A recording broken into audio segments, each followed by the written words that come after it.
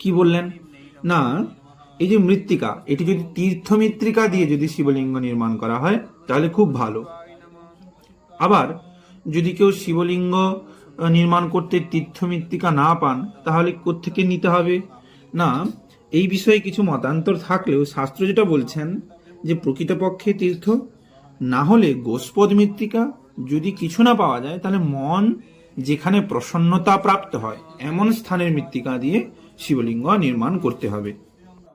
অর্থাৎ কি না, যত্র চিত্তম প্রসীদতি, অর্থাৎ চিত্তের যেখানে প্রসন্নতা জন্মায় সেই স্থান থেকেই কিন্তু মৃত্তিকা আহরণ করে শিবলিঙ্গ নির্মাণ করতে হবে। এখন এই যে শিবলিঙ্গ নির্মাণ করব, কতটা মাটি নেব সেই বিষয়ে কি বললেন